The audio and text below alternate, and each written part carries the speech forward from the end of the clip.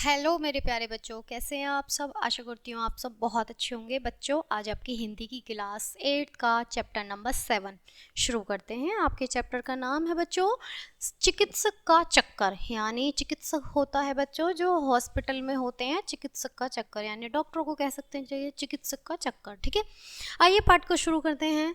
मैं बिल्कुल हट्टा कट्टा आदमी हूँ। ठीक है मैं बिल्कुल हट्टा कट्टा आदमी हूँ। देखने में मुझे कोई भला आदमी रोगा नहीं कह सकता, यानी मुझे कोई रोगी नहीं कह सकता है। देखने में बहुत हट्टा कट्टा हूँ। मेरी आयु लगभग 35 वर्ष की है।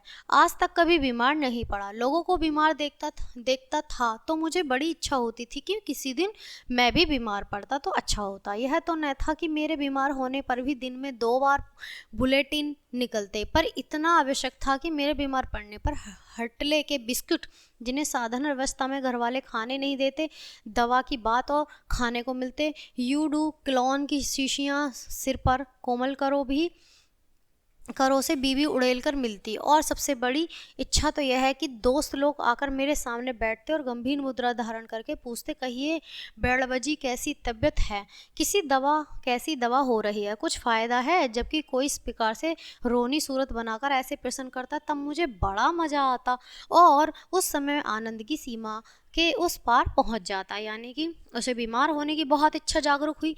हाँ, तो एक दिन मैं हॉकी खेलकर आया, कपड़े उतारे, स्नान किया, शाम को ही भोजन कर लेने की मेरी आदत है। पर आज मैच में रिफ्रेशमेंट जरा ज़्यादा खा गया था, इसलिए भूख न थी। श्रीमती जी ने खाने को पूछा, मैंने कह दिया कि आज स्कूल में मिठाई खाकर आया हूँ, कुछ विशेष भूख नहीं है। जिन्होंने कहा विशेष नहीं न सही, साधारण सही, मुझे आज सिनेमा जाना है, तुम अभी खा लेते तो अच्छा था। संभव है मेरे आने में देर हो। मैंने फिर इनकार नहीं किया। उस दिन थोड़ा ही खाया। 12 पूरियां थी और वही रोज वाली आधा पास मलाई। खाने चूकने के बाद पता चला कि प्रसाद जी के यहाँ से बाग बाजार का रसगुल्ला आया है। रास तो हो गया है, कल तक संभव है कुछ खट्टा हो जाए। 6 रसगुल्ले निकालकर मैंने चारपाई पर भरना दिया। रसगुल्ले छायावादी कविताओं की भांति सूक्ष्म नहीं थे, स्थूल थे, यानी वो थुलथुले थे। ठीक है, एकाएक 3 बजे रात की नींद खुली। नाभि के नीचे दाहिनी और पेट में मालूम पड़ता था कोई बड़ी बड़ी सुइयां लेकर कोंच रहा है। यानी पेट जब भूख के लिए हमें भूख का संदेशा देता है तो क्या होता है, सुई की तरह चुभता है, वैसे ही वो बता रहा है। परंतु मुझे भय नहीं मालूम हुआ, क्योंकि ऐसे ही समय के लिए औषधियों का राजा, रोगों का रामबाण, अमृतधारा की एक शीशी सदा मेरे पास रहती है। मैंने तुरंत उसकी कुछ बूंदे पानी की दोबारा दवा पी ली। यानी उसने कुछ बूंदे क्या करा कि पानी इसमें मिलाकर पी ली। पितवा पुनः पितवा की सतर्कता। इसी समय मुझे मालूम हुआ कि प्रातःकाल होते होते शीशी समाप्त हो गई। दर्द में किसी प्रकार की कमी नहीं हुई। प्रातःकाल एक डॉक्टर के यहाँ आदमी भेजना पड़ा। डॉक्टर साहब सरकारी अस्पताल के थे। वे एक इक्के पर तशरीफ लाए। सूट तो वे ऐसे पहने हुए थे कि मालूम पड़ता था कि प्रिंस ऑफ वेल्स के बेलेटॉन में है। ऐसे सूट वाले तो इक्के पर आना वैसे ही मालूम हुआ जैसे लीडरों का मोटर छोड़कर पैदल चलना। मैं अपना पूरा हाल भी न कह पाया था कि आप बोले, जवान दिखाइए। प्रेमियों को जो मज़ा प्रेमिकाओं की आंखें देखने में आता है, शायद वैसे ही डॉक्टरों को मरीजों की जीभ देखने में आता है। डॉक्टर महोदय मुस्कुराए, बोले, घबराने की बात नहीं है, दवा पीजिए। जो खुराक पीते पीते आपको दर्द वैसे ही गायब हो जाएगा, जैसे हिंदुस्तान से सोना गायब हो रहा है। मैं दर्द से बेचैन था। डॉक्टर साहब साहित्य का मजा लूट रहे थे। चलते चलते बोले, अस्पताल खुला न होगा, नहीं तो आपको दवा मंगानी न पड़ती। खैर, चंद्रकलास फार्मेसी से दवा मंगा लीजिए, वहाँ दवाइयाँ ताज़ी मिलती हैं। बोतल में पानी गर्म करके सीखिए। दवा पी गई, गर्म बोतलों से सेक भी आरंभ हुई। सेकते सेकते छाले पड़ गए, पर दर्द में कमी नहीं हुई। उसे इतना तेज़ दर्द हुआ। फिर दोपहर हुआ, शाम हुई, पर दर्द मुझ पर ऐसा प्रेम दिखाया कि दूर हटने का नाम नहीं ले रहा था। लोग देखने के लिए आने लगे। मेरे घर पर मेला लगने लगा। ऐसे ऐसे लोग आए, कहाँ कहाँ तक लिखूं।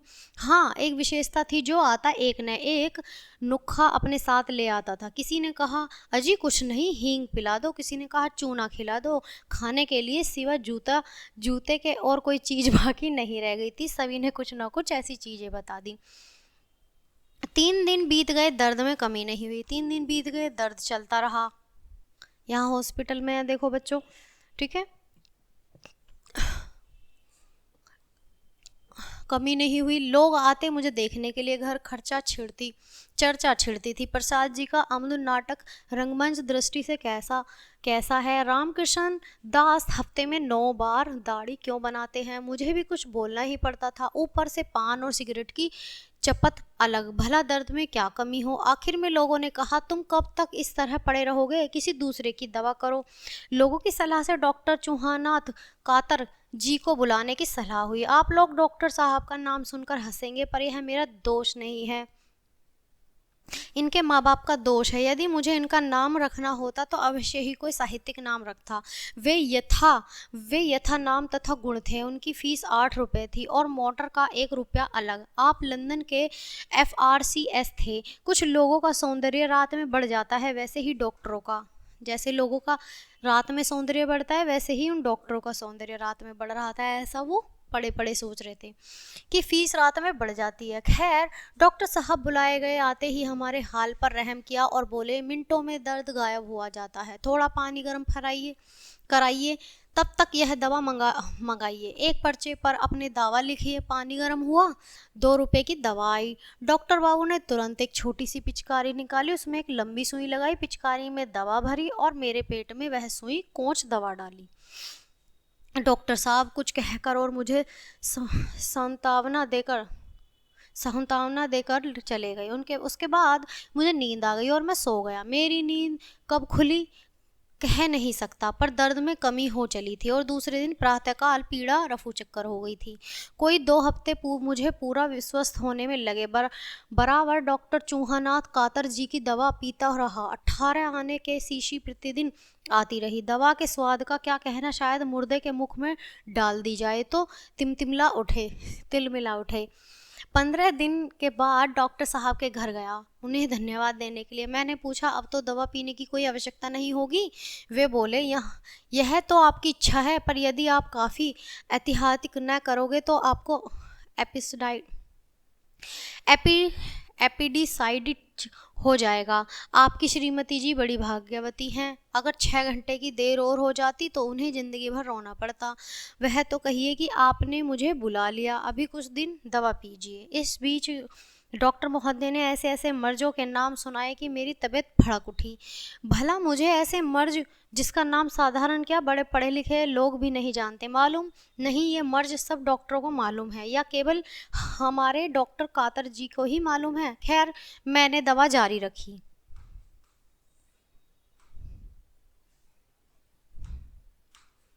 अभी 1 सप्ताह भी पूरा न हुआ था कि दिन के 2 बजे एकाएक फिर दर्द रूपी फौज ने मेरे शरीर रूपी किले हमला कर दिया। डॉक्टर साहब ने जिन जिन भयंकर मर्जों का नाम लिया था, उनका स्वरूप मेरी रेती हुई आंखों के सामने नृत्य करने लगा। मैंने सोचा कि हमला उन्हीं में से किसी एक मर्ज का है, यानी कि जो जो बीमारियां उस डॉक्टर ने बताई कि हमला इन्हीं बीमारियों में से किसी एक ने मुझे किया है।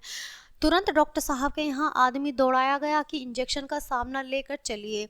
वहाँ से आदमी बिना मांगी पत्रिका भी भांति लेकर आया। फिर डॉक्टर साहब कहीं गए। इधर मेरी हालत क्या थी इसका वर्णन यदि सरस्वती शॉर्ट हैंड से भी लिखे तो संभवतः समाप्त न हो। हवाई जहाज के पंखे की तेजी के समान करवटें बदल रहा था। इधर मित्रों और घर वालों की कॉन्फ्रेंस हो रही थी कि अब कौन बुलाया जाए, कि निशास्त्रीकरण सम्मेलन की भांति कोई किसी की बात मानता था, ना तो कोई किसी की बात मान रहा था, न कोई निश्चय ही कर पा रहा था। मालूम नहीं होता लोगों में क्या क्या बहसें हुई, कौन कौन प्रस्ताव फेल हुए, कौन कौन से पास।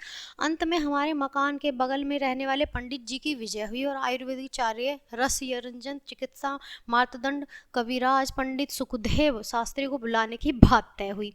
एक सज्जन उन्हें बुलाने के लिए भेजे गए। कोई 45 मिनट बीत गए, परंतु वैद्य जी आए न।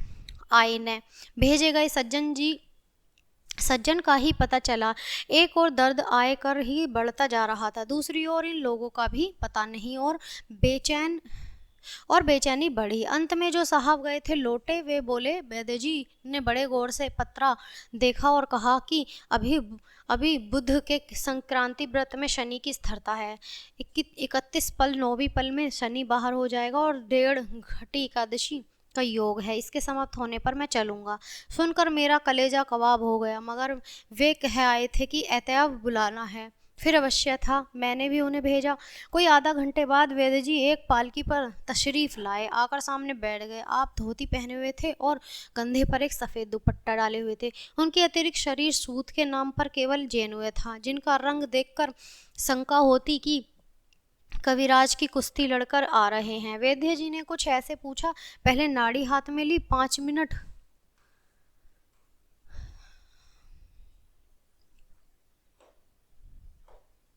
पाँच मिनट ए ए 5 मिनट एक हाथ की नाड़ी देखी, फिर दूसरे हाथ की बोली, वायु का प्रकोप है। यकृत से वायु घूमकर पित्ताशय में प्रवेश कर आंत्र में आ पहुंची है। इससे मदागिन का प्रादुर्भाव होता है और इसी कारण जब भोज्य पदार्थ पित्तित होता है, यानी कि जब खाना हमारे पेट के अंदर जाता है, तब शूल का कारण होता है। कविराज जी मालूम नहीं क्या बिक रहे थे और मेरी तबीयत दर्द और क्रोध के एक दूसरे की ही संसार में झटपटा रही थी। आखिर मुझसे न रहा गया। मैंने एक सज्जन से कहा, जरा अलमारी में से आपटे का कोष तो लेते आइए। यह सुनकर लोग चकराए। कुछ लोगों को संदेह हुआ कि अब मैं होश में नहीं हूँ। मैंने कहा, दवा तो पीछे होगी, मैं पहले समझ तो लूँ कि मुझे रोग क्या है। तत्पश्चात वैद्य जी चरक सूत्रु श्लोक सुनाने लगे और अंत में कहा, देखिए मैं दवा देता हूँ और अभी आपको लाभ होगा। पंडित जी ने दवा दी, कहा कि अदरक के रस में इस औषधि का सेवन करना होगा। खैर साहब, फीस दी गई। किसी प्रकार वैद्य जी से पिंड छुटा। 2 दिन दवा की गई, कभी कभी तो कम आवश्यक हो जाता, पर पूरा दर्द न गया। CID के सामान पीछा छुड़ाना ही न था। चारपाई पर पड़ा रहने लगा। दिन में मित्रों की मंडली आती थी, अब वह आराम देती, कम दिमाग चाटती थी। अधिका एक सज्जन मुझे देखने के लिए तशरीफ लाते थे। बोलो साहब, आप लोगों को देश का हर समय ध्यान रखना चाहिए। इस किसी भारतीय हकीम अथवा वैद्य को दिखाइए। मैंने मन में सोचा कि वैद्य महाराज को तो मैंने देख ही लिया है, हकीम भी सही, हकीम को भी देख लेते हैं। हकीम साहब आए। यद्यपि अपनी बीमारी का जिक्र और अपनी बेबसी का हाल लिखना चाहता हूँ, पर हकीम साहब की पोशाक और उनके रहन सहन तक फैशन का जिक्र न करना मुझसे हो सकेगा। सर्दी बहुत तेज नहीं थी, बनारस में बहुत तेज सर्दी नहीं पड़ती, फिर भी ऊनी कपड़ा पहनने का समय आ गया था। परंतु हकीम साहब चिकन का बदबूदार कुर्ता पहने हुए थे, सिर पर बनारसी लोटे की तरह टोपी रखी हुई थी, पाँव में पजामा। ऐसा मालूम होता था कि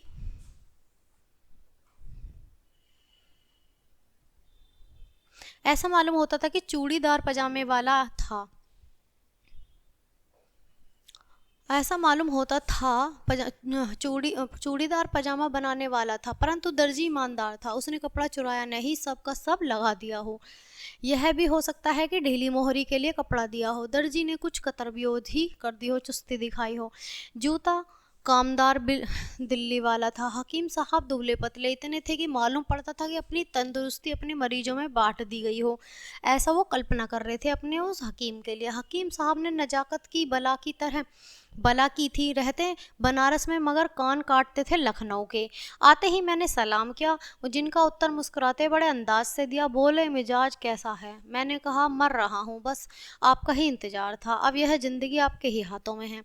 हकीम साहब ने कहा, या रब, आप तो ऐसी बात करते हैं गोया जिंदगी बेरोजगार हुए हैं। भला ऐसी गुफ्तगू भी कोई करता है? मेरे आपके दुश्मन नब्ज तो दिखाइए। खुदावंद करीम ने चाहा तो आना फनन में दर्द रफू चक्कर होगा। मैंने कहा, अब आपकी दुआ है, आपका नाम बनारस में ही नहीं हिंदुस्तान में भी लुकमान की तरह मशहूर है, इसलिए आपको तकलीफ दी गई है, इसलिए आपको बुलाया गया है।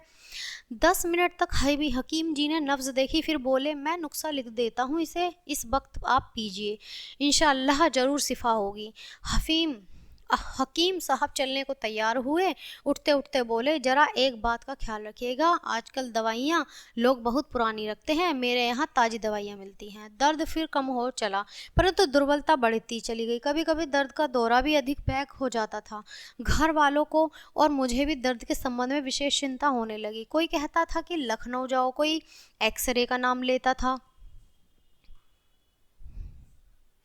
कोई कहता था लखनऊ जाओ, कोई कहता था कि एक्सरा करा लो लेता था। किसी किसी ने राय दी कि जल चिकित्सा कीजिए। एक सज्जन ने कहा यह सब कुछ नहीं, आप होम्योपैथिक इलाज शुरू कीजिए, देखिए कितनी शीघ्रता से लाभ होता है। बोले साहब नन्ही गोलियों में मालूम नहीं कहाँ का जादू है। साहब जादू काम करती है, जादू है। एक प्राकृतिक चिकित्सा वाले ने कहा कि आप गीली मिट्टी लेप कर धूप में बैठिए, 1 हफ्ते में दर्द हवा हो जाएगा। हमारे ससुर साहब एक डॉक्टर को लेकर आए, उन्होंने कहा देखिए साहब आप पढ़े लिखे आदमी हैं, समझदार हैं। मैं बीच में बोल उठा, समझदार ना होता तो आपको कैसे यहाँ बुलाता। इसी बीच मेरी नानी की मौसी मुझे देखने आई, उन्होंने बड़े प्रेम से देखा, देखकर बोली मैं तो पहले ही सोच रही थी ये कुछ ऊपरी खेल है। मैंने पूछा यह ऊपरी खेल क्या है? नानी जी बोली बेटा सब कुछ किताब में थोड़ी ही लिखा रहता है, बात यह है कि किसी चुड़ैल का फसाद है। मेरी स्त्री और माता की ओर देख कहने लगी देखो ना इसकी बेरौनी कैसी खड़ी है, कोई चुड़ैल लगी है, किसी को दिखा देना चाहिए। मैंने कहा डॉक्टर तो मेरे जान के पीछे लग गए हैं, क्या चुड़ैल उनसे भी बढ़कर है? जब सब लोग चले गए तब मेरी पत्नी ने कहा तुम लोगों की बात को क्यों मान लिया करते हो? कुछ हो या न हो, मुझे तुम्हारा हर्ज ही क्या है? मेरे दर्द में किसी विशेष प्रकार की कमी न हुई। ओझा से तो किसी प्रकार की आशा क्या करता, पर बीच बीच में दवा भी हो जाती थी। कुछ दिन लाभ अवश्य हुआ पर पूरा फायदा न हुआ। मैंने अभी का इरादा कर लिया था कि लखनऊ जाऊं, जो बात काशी में नहीं हो सकी लखनऊ में हो सकती है, वहाँ सभी साधन हैं।